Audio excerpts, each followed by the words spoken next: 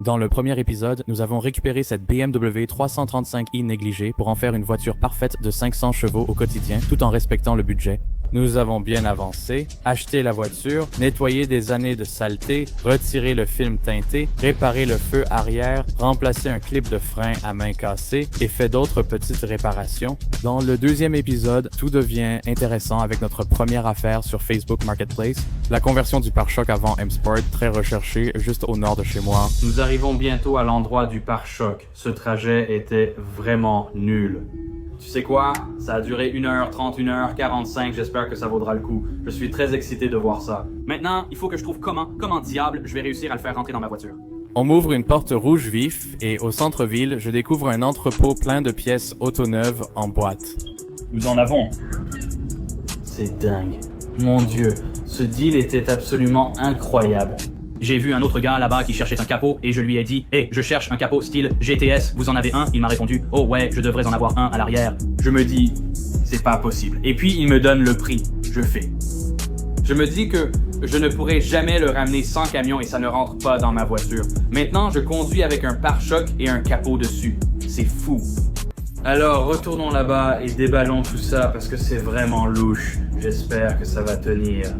À mi-chemin, le capot est toujours sur la voiture, donc c'est bon. Et on a un petit mopard, moi. Regarde tous ces gars ici. Oh, BMW prend la tête du groupe. Reprenons la route. Voilà. La voiture et le capot sont bien arrivés à la maison grâce au transporteur de pièces. Autrement dit, la voiture de ma mère.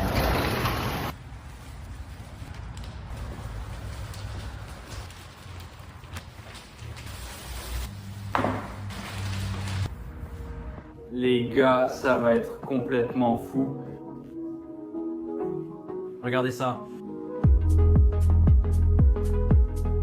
Donc, au total, cela représente environ 2000 $ de pièces détachées. Parce que nous avons pu en profiter, nous avions des fonds de revenue. Nous avons vu le capot et j'ai dit, écoutez, est-ce que je peux faire le capot et le pare-choc avec eux pour 900? Et il a dit, oui, bien sûr, vas-y, faisons-le.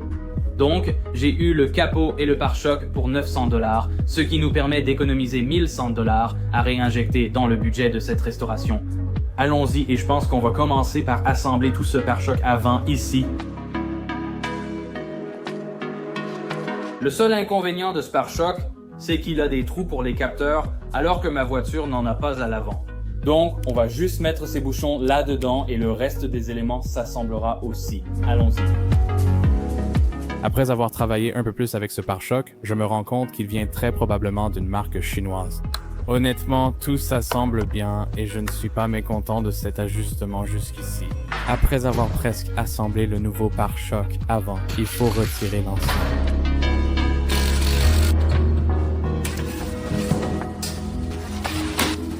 Le pare-choc avant s'enlève facilement avec quelques vis de 8 mm et clips. Comme vous le voyez, j'ai eu un peu de difficulté ici. Oh oui, c'était sûrement le démontage de pare-choc le plus professionnel que j'ai jamais fait. Carrément, oui. Oh, ça s'est cassé trop tôt. Lorsque je retirais et installais des pièces en plastique comme celle-ci, je faisais très attention. Sauf pour ça. Puis il y avait la gaine de ventilation avec pare-choc, ce qui m'a vraiment ravi qu'elle soit incluse.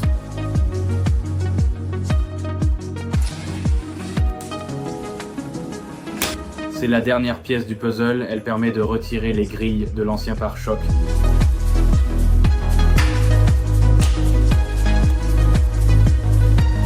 L'ancien pare-choc retiré, le nouveau remonté, il ne restait plus qu'à l'installer sur la voiture.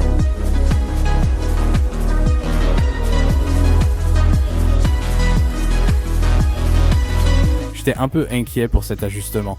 Or, comme vous pouvez le voir, nous avons dû étirer et tirer. Mais comme vous allez le voir ici, ça s'est plutôt bien assemblé. Très bien. On a presque fini d'emballer le pare-choc, installer les passages de roues et poser les grilles. Ce badge est juste posé ici parce que je dois encore trouver une solution pour le problème du badge. Globalement, je suis satisfait de l'ajustement. Allons-y et abaissons-la. Mettons le capot en place, voyons comment l'ajustement se présente là-haut. Je viens de trouver des ailes à récupérer aujourd'hui pour ce projet. Restez connectés, plein de surprises arrivent. Regardons ce pare-choc. Voiture abaissée. Fermons le capot pour voir l'ajustement. Je suis un peu nerveux. Mince. Regarde ça. Ce n'est pas mal du tout. Je suis vraiment content de ça.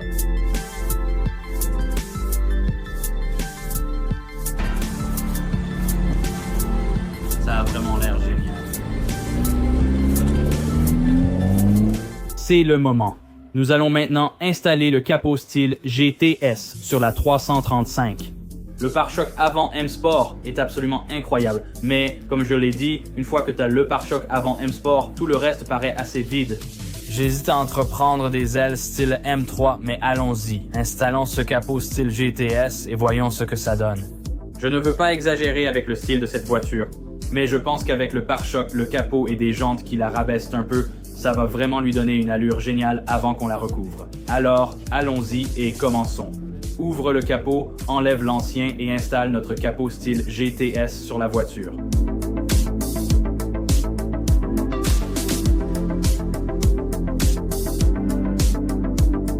Bon, j'ai mis ce crochet en place et on a déjà rencontré notre premier problème. Ce fichu trou n'était pas assez grand pour s'aligner. La deuxième couche recouvrait le filetage. Donc je dois prendre la Dremel et poncer encore plus de ce côté ici en bas pour pouvoir mettre le verrou du capot dans le trou prévu à cet effet. Donc j'espère que avec un peu plus, ce sera assez ouvert pour que le loquet s'enclenche. Pour une fois, j'avais le bon outil. Heureusement, nous avons transformé un gros problème en solution. Crise évitée.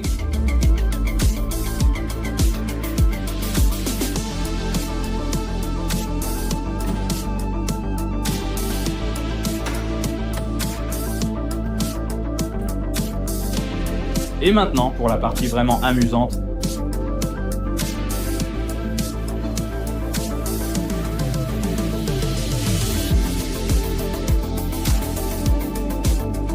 Waouh!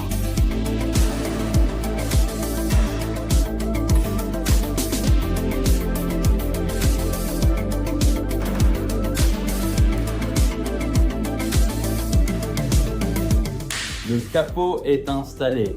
Eh bien voilà les gars, le capot est installé et l'ajustement n'est pas trop mauvais. L'espace à l'avant est un peu plus grand que souhaité, mais je pourrais l'ajuster plus tard. C'est aussi plus étroit de l'autre côté. Cela pourrait juste être un souci d'alignement du pare-choc car tout est monté à blanc pour l'instant. Mais cet espace a l'air plutôt bien de ce côté ainsi que de l'autre côté. Je ne peux pas me plaindre. Ça se resserre ici, on ajustera. Mais ce n'est qu'un montage provisoire. Et je suis vraiment content d'avoir installé ça et de l'avoir sur la voiture. Je pense que cette voiture avance vraiment bien. Mais mec, ça prend vraiment forme, c'est incroyable.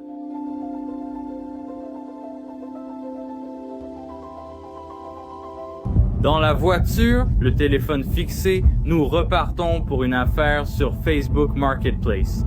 On va les récupérer samedi matin à 7h30 et on a environ une demi-heure de route vers le nord pour aller chercher des jantes. Je suis très excité par cette affaire. Ces jantes sont superbes.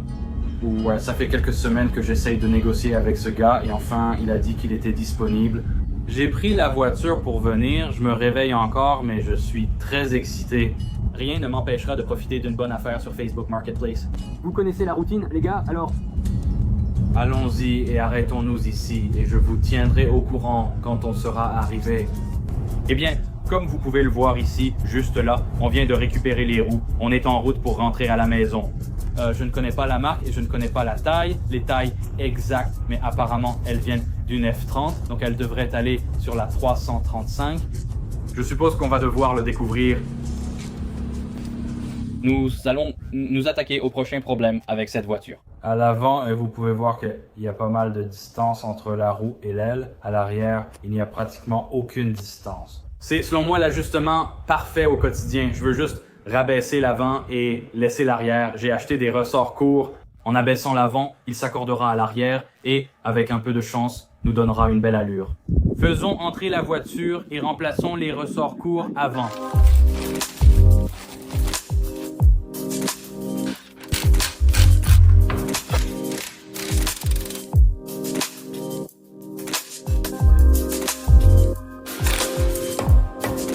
Bon, eh bien, je n'avais pas d'outil d'écartement, donc c'est un peu risqué.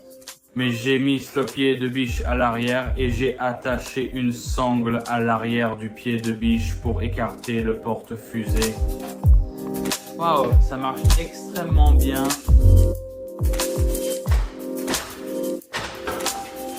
Eh bien, on en a sorti un.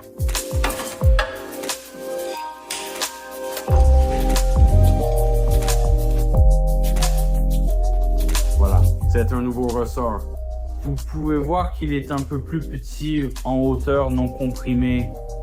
Donc cela devrait abaisser la voiture, en espérant que ce soit la hauteur parfaite pour l'avant de la voiture. Changer les ressorts est toujours un travail amusant et celui-ci n'a pas fait exception. Et comme vous pouvez le voir, nous avons dû appuyer très soigneusement sur l'amortisseur sous l'aile. Et finalement, nous l'avons installé des deux côtés, mais cela a pris environ 4 ou 5 heures. Carrément, oui. J'aurais voulu l'enregistrer à ce moment, mais je ne l'ai pas fait. Les gars, le sentiment d'avoir une copine, une fiancée ou une femme qui vous soutient.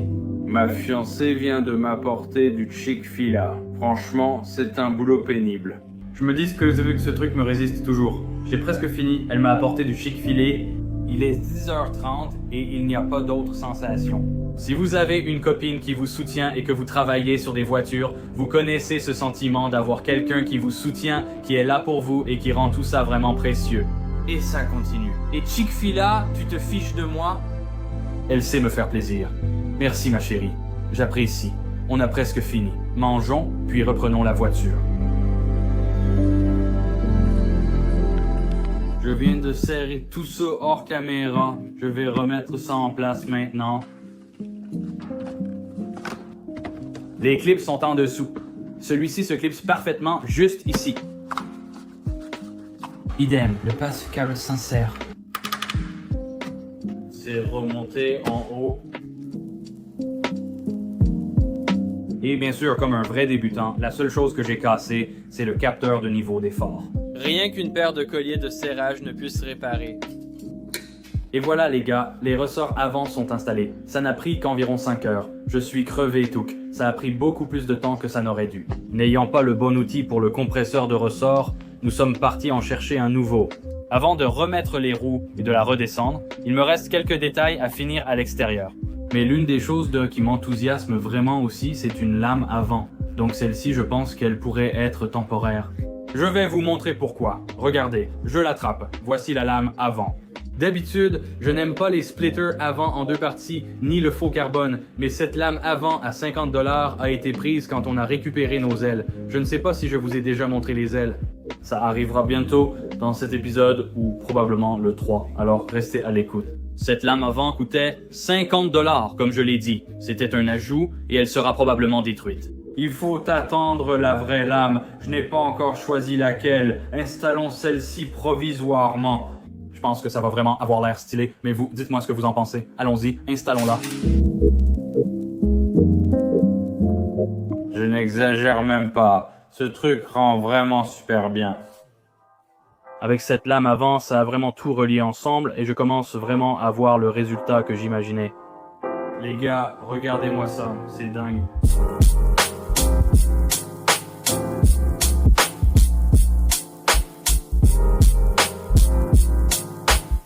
Franchement, pour une lame à 50$, on ne peut vraiment pas faire mieux. Ce projet avance vraiment trop bien.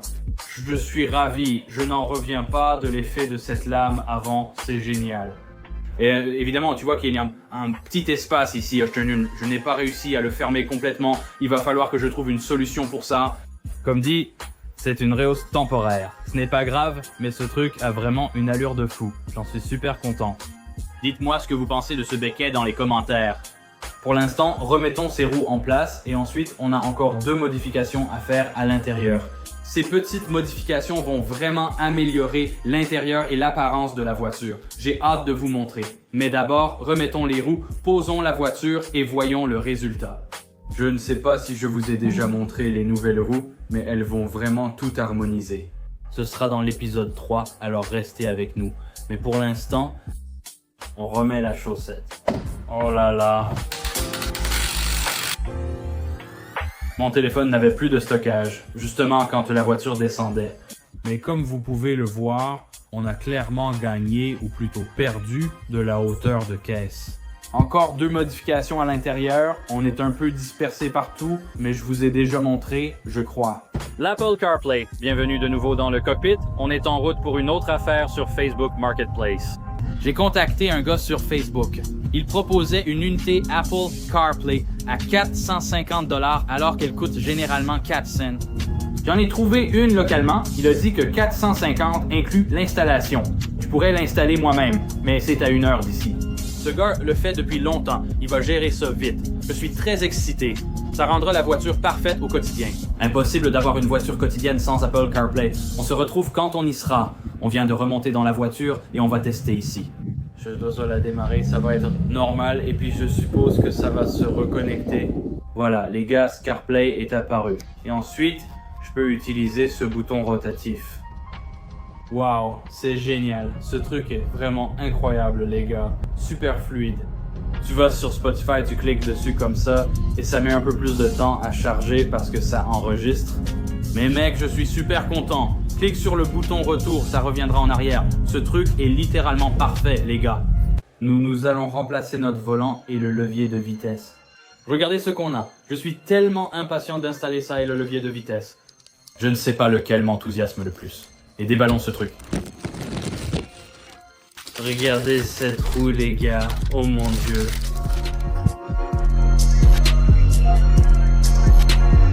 Regardez-moi ça. Le badge M et les surpiqûres BMW M sont là. Évidemment, il y a les palettes. Inutile car ma voiture est manuelle. Donc je prie pour que tout le reste fonctionne parfaitement et on verra à partir de là et on trouvera une solution. Mais ouvrons aussi le levier de vitesse. Regardez ça, les gars. Qu'est-ce que c'est? Oh, je n'arrive pas à le faire tenir, mais regardez, c'est trop stylé. Donc on va commencer par préparer le volant. J'ai déjà retiré l'airbag en appuyant sur ces 2 petits trous ici.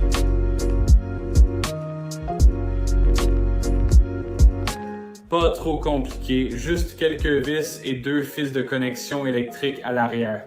Les palettes de changement de vitesse sont maintenant retirées. Cela laisse un petit trou derrière le volant pour être transparent. Personne ne le verra, c'est prêt. Retirons l'ancien volant abîmé de la voiture. Il est 1 heure du matin et c'était sûrement le moment le plus difficile de la journée. Ce truc était horrible. Débranchons ça, retirons cet écrou du volant et remettons le nouveau volant en place. Vous pouvez voir une énorme différence. Les voici côte à côte. Le volant est enfin retiré. Voici l'ancien abîmé et le nouveau volant M Sport. Alors allons-y et installons ce nouveau volant.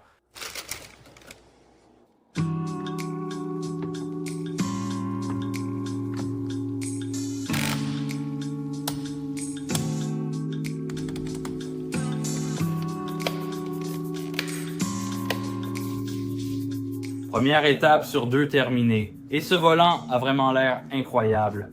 Je suis très excité, j'aimerais que vous le ressentiez. C'est incroyable. C'est maintenant, officiellement, le moment que j'attendais avec impatience et qui m'enthousiasme vraiment. Le levier de vitesse M Sport. Ah, ce truc est tellement génial, je suis trop impatient de l'installer. Alors, si je ne me trompe pas, tout ce que tu as à faire, c'est de soulever le levier de vitesse. Et ensuite... Oh là là, oh oui. C'est juste tombé comme ça. Amélioration sympa, rapide et facile. Je suis très excité à ce sujet. D'accord, ça ne marche pas, il y a une encoche. Tout ce que tu as à faire, c'est d'aligner cette encoche tout en bas, puis simplement pousser cette garniture et la clipser. Oh mon Dieu, ça se clipse parfaitement. Quel ajustement magnifique. Allez, c'est vraiment trop bien. Donc voici ce qui est sorti de la voiture. Et voici à quoi ça ressemble maintenant.